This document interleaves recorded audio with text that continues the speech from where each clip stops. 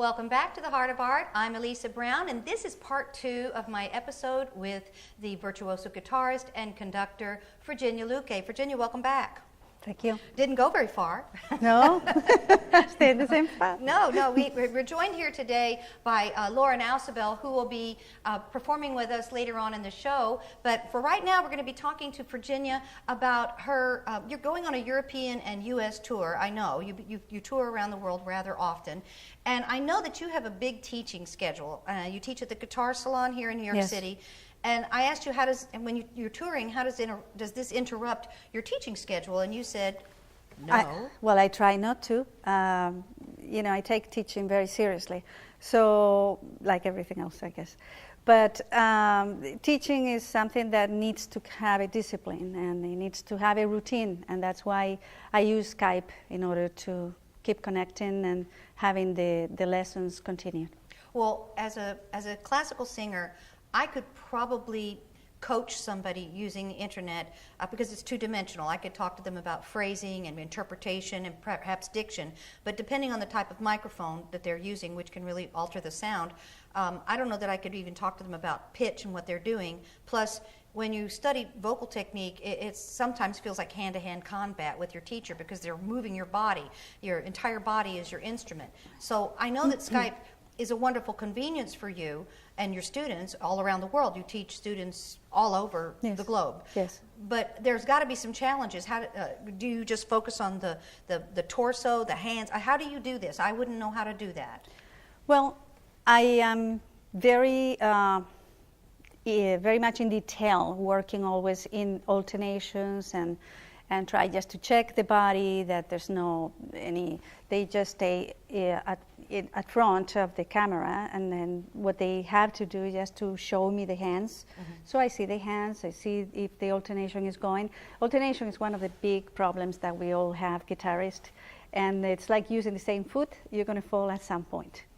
So this is something very important, and then how you approach the right hand is another main focus for me. So I think Skype really works very well for me.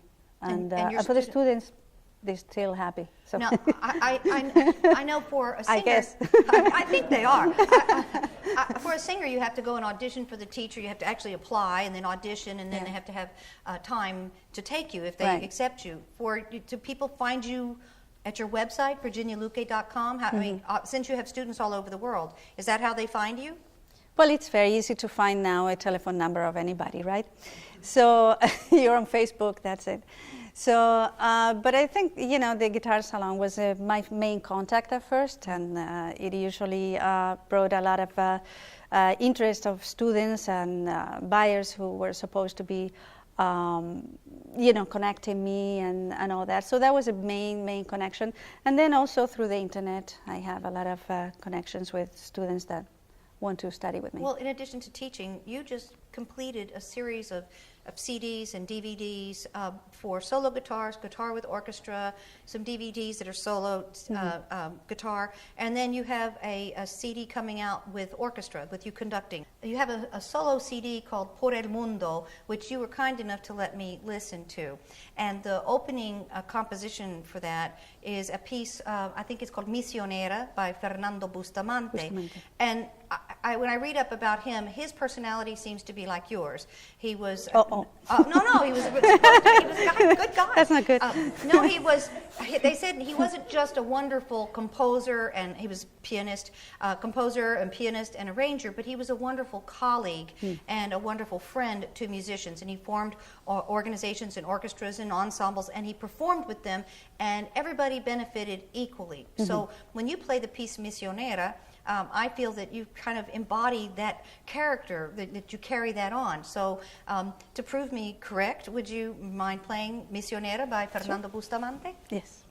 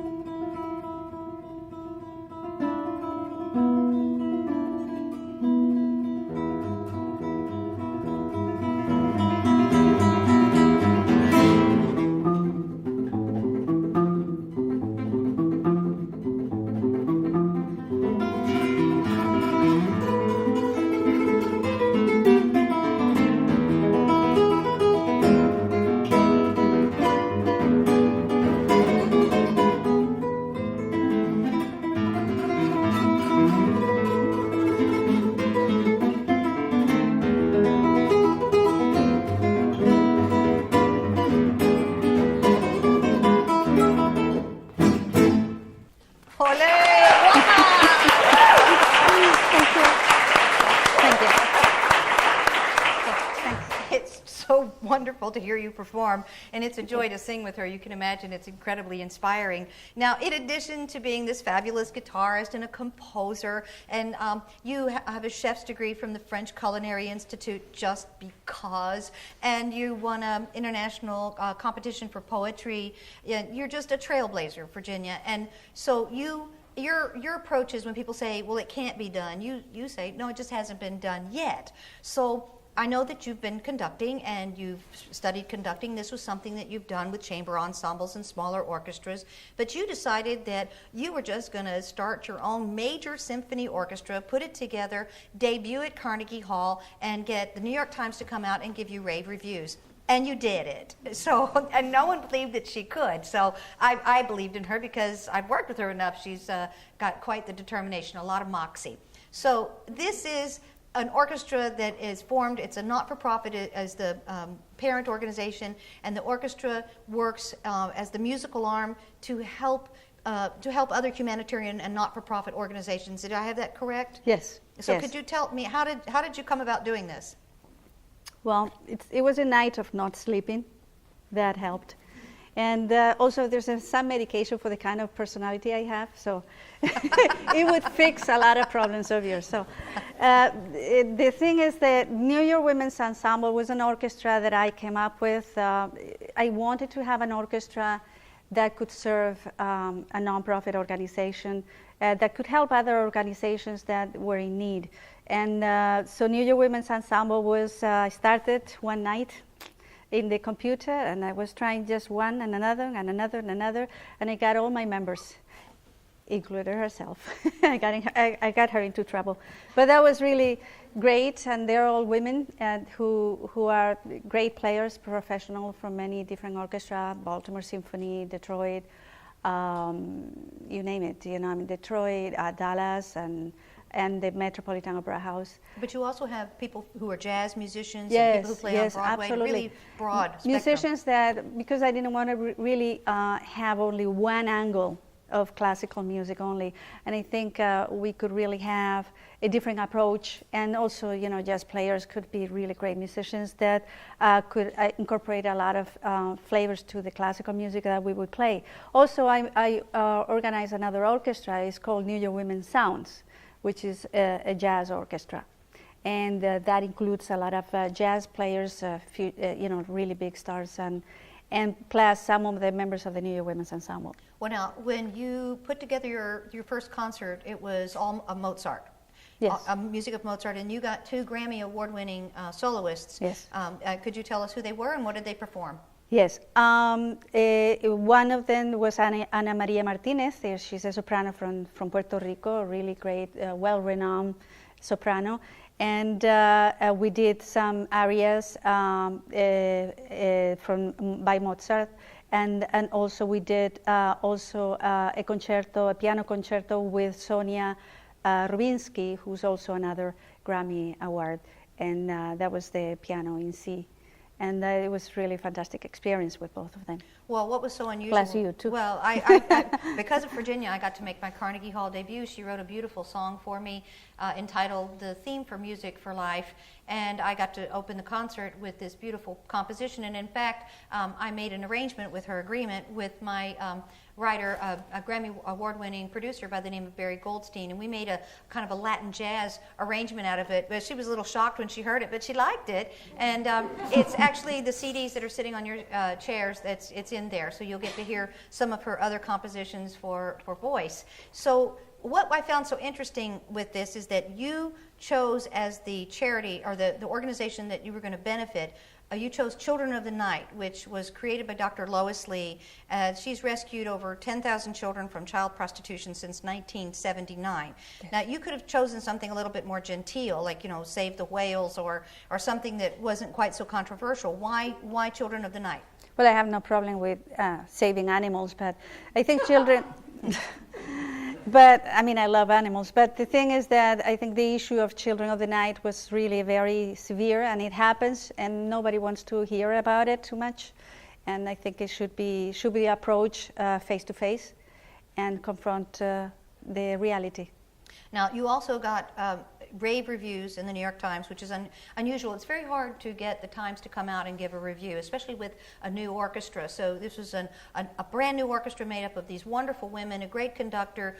You had great soloists, but that is absolutely no guarantee that anybody's going to show up, much less Steve Smith from the New York Times, and they gave you rave reviews, very much deserved. And what I love about what Virginia does is, like I was saying with Fernando Bustamante, she shares with her musicians. So you have the New York Women's Sounds, which you're doing for jazz, but you also do work with several members of the orchestra. She plays in duets and trios and chamber ensembles you conduct from the guitar. And you also work with this beautiful lady sitting to my right, Lauren Ausubel, who's the principal flutist for the New York Women's Ensemble. And Lauren is a coveted chamber and orchestral musician here in the New York area. She's a recording artist with Naxos. This gives you an idea of the caliber of people in the orchestra. And she's won multiple competitions, and she's also the co-director of the Oyster Bay Music Festival, which is a wonderful summer festival that helps to promote and teach younger musicians. It's just really a terrific summer festival, so if you get a chance to go, you really should. You don't want to miss that. Now, Lauren and Virginia are going to be performing a piece that was written by Astor Piazzolla. Piazzolla was an Argentinian composer. One of his dreams was to take the tango out of the brothels and bring it to the concert halls of North America and Europe. And he did that. And he wrote a beautiful piece called Histoire du Tango, which means History of the Tango. And it's in 4 parts, and it's written for flute and guitar. And it's the only composition that he actually wrote for flute and guitar, because these 2 instruments were the instruments that were around in the blossoming, the flowering of tango in 1882 in Buenos Aires. So the composition is in 4 parts. It's 20 minutes long. They're going to play an excerpt from the 2nd movement, but it chronicles the tango: Bordello 1900, Cafe 1930, Nightclub 1960, and then Concert d'aujourd'hui, concerts of today. So they're going to be playing an excerpt from Cafe 1930, and it's the more romantic aspect of tango. Well, if you think of the singing, people singing tango, like Carlos Gardel or Libertad Lamarque.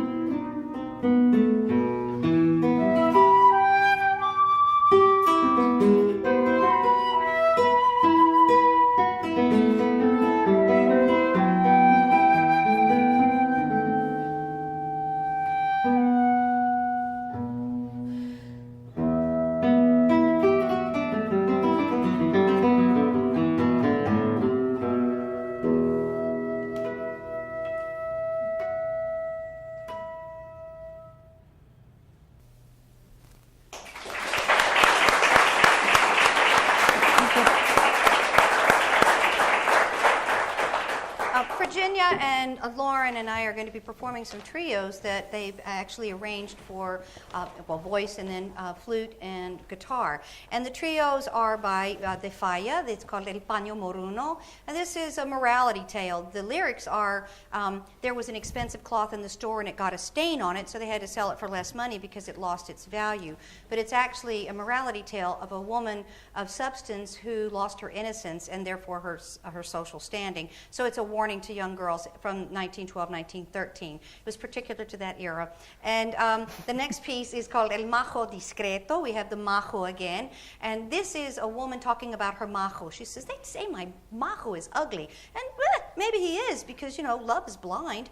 But if he's not a head turner, at least he can keep a secret, because I know he's faithful. So what is that secret? Well, it would be indiscreet for me to tell you, but it wouldn't take a whole lot to figure out what the secret is between a majo and a woman. Oh, and he's born in Lavapiés, which is a really rough neighborhood. So he really is a majo, so mind your manners. So these are two wonderful songs that we'd like to perform for you now. Lauren and Virginia, ready?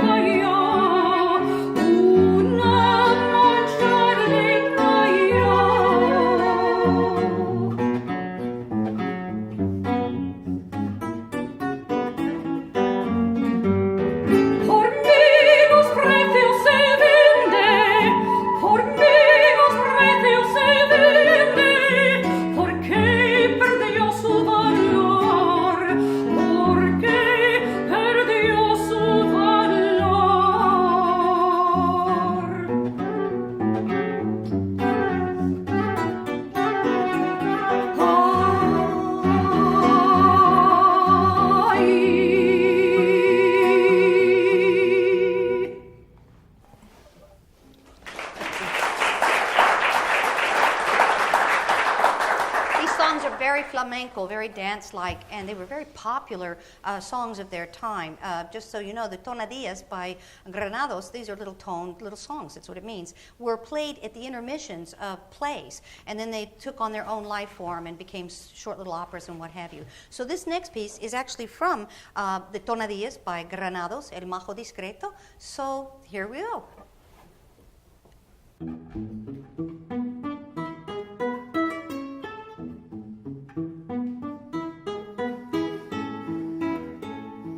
Dicen que mi majo es feo, es posible que sí que lo sea, que amor es deseo, que ciega y marea, a tiempo que sé que quien ama no ve.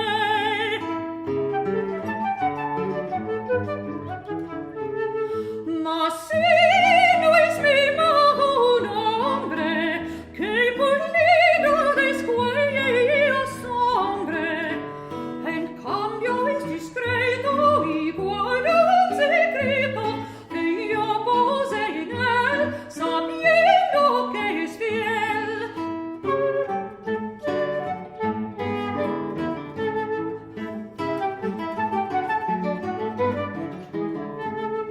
¿Cuál es el secreto que el mago guardó?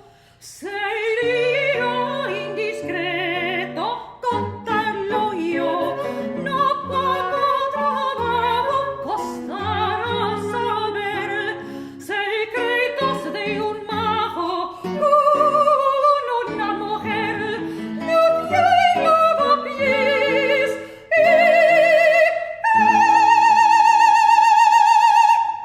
Es un mago es.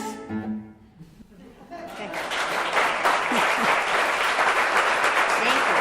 We don't have a lot of time left, but in the amount of time that we have, I'm hoping that Virginia will play us out with a beautiful encore, perhaps. And so if I don't get a chance to say goodbye, please join us again for the next Heart of Art with Elisa Brown, myself. And until we meet again, may the art in your heart blossom and grow. So Virginia, please.